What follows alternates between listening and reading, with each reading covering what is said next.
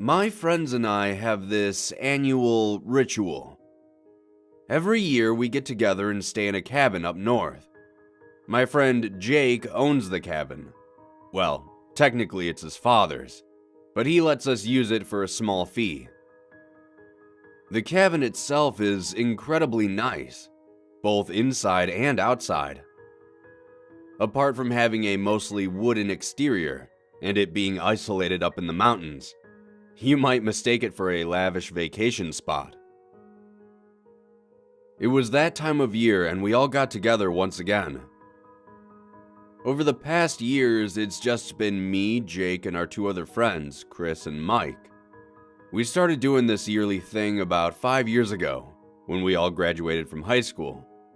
We were worried that we'd all lose touch, what with our daily lives and all, and wouldn't see each other anymore. So we all agreed to meet up once a year and spend a weekend together. The first year was a bit rocky. Mike couldn't make it due to being extremely overworked without being able to get any time off. So it was just Jake, Chris, and I.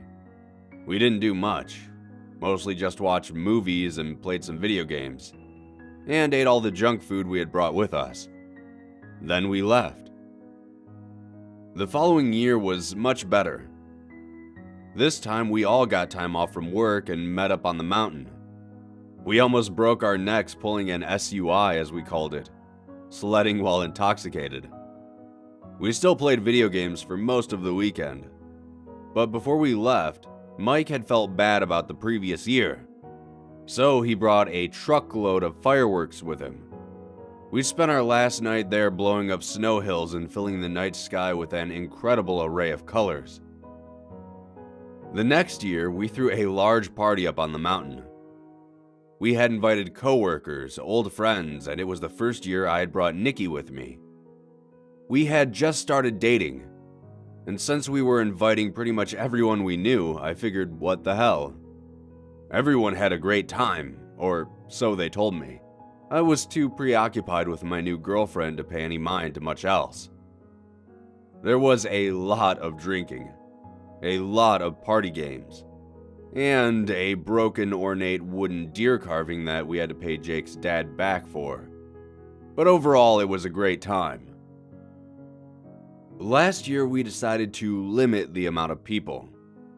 We could only bring one additional person with us, just to keep the alcohol intake and damages to a minimum. Jake, Mike, and I all each brought our girlfriends. Chris, on the other hand, came solo. Anyways, we spent that weekend watching old horror movies, playing board games, and taking hikes through the snowy wilderness.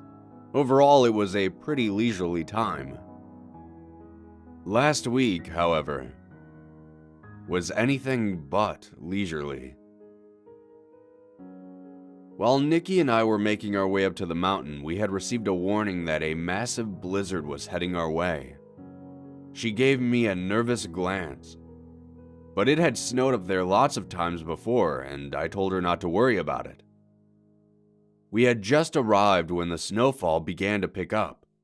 We grabbed our things and quickly dashed inside. We found Mike and Chris setting up a video game, and Jake in the kitchen putting away the food he had brought. I greeted them, then inquired to where their better halves were. They all said, almost in comical fashion, "Working." I laughed at the coincidence and took my jacket off. I asked Jake if he had seen the weather. He nodded, mentioning we'll probably get a few feet of snow, but nothing major. We quickly settled in. After a few hours of watching Chris stomp Mike in Street Fighter, we all decided to watch some movies. Jake had brought with him his famous collection of horror movies, which I wasn't particularly fond of, but I was outvoted. While they put on the first movie, I stared out of the window, watching the endless snowfall outside. The sky was already darkened from the clouds overhead, but was now becoming much darker as the sun started going down. Something caught my eye through the flurry of snow. I wasn't sure, but I thought I saw someone standing out there. I blinked my eyes, and whatever it was, wasn't there anymore. Thinking it was just the snow playing tricks on me, I rejoined everyone in front of the TV. About an hour into the film, Nikki had to use the bathroom. A few moments later, we were all alerted to her screaming. The others gave each other confused glances as I sprinted to the bathroom. I found Nikki standing outside of the bathroom door. I asked her what was wrong, and she just pointed to the window. She said that she saw something staring at her through the glass. Being the good boyfriend that I am, I puffed up my chest and walked over to the window, looking closely through it, though all I could see was a thick layer of snow falling from the sky. By that point, our friends had joined us, and she told them what she saw.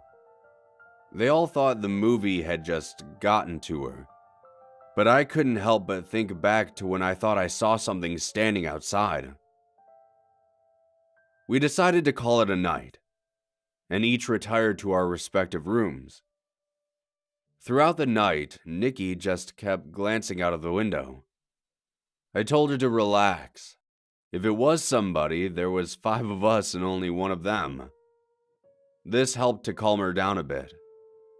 A couple hours after we fell asleep, I was awoken to a tapping coming from the window. I cracked my eyes open slightly. On the other side of the glass was a face. It didn't look human. Its head was as white as the snow falling all around it, which contrasted the darkness outside. Its eyes were white and vacant, almost as if it were blind. A long, clawed hand tapped a pointed finger on the glass. At first glance, it seemed like it was trying to get our attention, but the way it tilted its head as it tapped made it seem like it had never touched glass before. After a few minutes of watching it, it slowly stepped backwards away from the window and faded from view. I immediately shook Nikki awake and told her what I saw. I could see the panic in her eyes slowly start to build as I described it. She told me that was exactly what she had seen in the bathroom. We quickly got up and woke the others, explaining what I saw.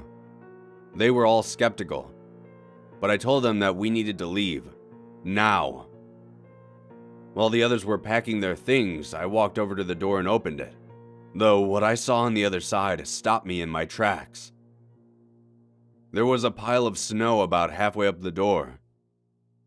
I looked over the mound of snow and saw that our trucks had mostly been buried by the blizzard.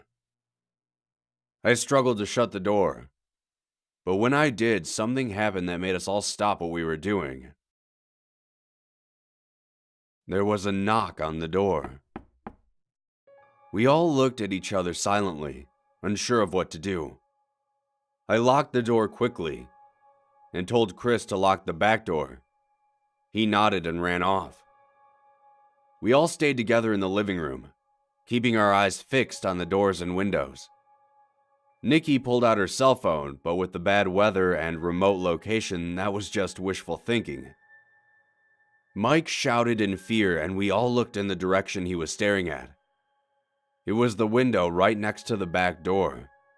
That same ghostly white face was on the other side, partially obscured by the snow. It tapped on the window, then began to pound on it. The glass began fracturing all over. Thinking quickly, I led everyone upstairs to the master bedroom. We all poured inside and locked the door behind us. I could hear the glass shatter shortly after. We all held our breaths as we waited. A few minutes later, the sound of rummaging could be heard below us. Then, everything went quiet. We looked to one another, not sure if we should check to see if it was gone or not. Jake stood up and walked over to the door. But just as he went to reach for the lock, a faint tapping was heard on the other side. We all sat there motionless, hoping that whatever it was would get bored and just leave us alone. Hours passed by while we waited, and not a sound was heard. I got up and walked over to the door. I pressed my ear to the wood and I could hear a very soft breathing on the other side. I'm not sure why, but this out of everything scared me the most. That this creature had been standing there, waiting, for hours, without making a single noise. Eventually the sun began rising and the blizzard had finally died down. Chris, Jake, Mike, and I decided we'd try to make a mad dash to our trucks. We were going to force the door open and charge at whatever that thing was. Nikki, of course, advised against it, but we didn't have much of a choice. I counted to 3 and pulled the door open. But when I did, the creature was gone. We slowly crept downstairs and found all of our stuff was trashed. Our bags were torn open. The refrigerator door was practically torn from the hinges, and all the food had been strewn about the cabin. We spent the morning shoveling our trucks out enough to drive out of there, and we all left shortly after that. We all have no idea what that thing was, or what it actually wanted, but we've all decided to postpone next year's trip to the cabin. If it's snowing outside at night, and you hear a tap on your window, get up and find somewhere safe. We all were very lucky, but if we hadn't been on the second floor with the door locked, I probably wouldn't be writing this right now.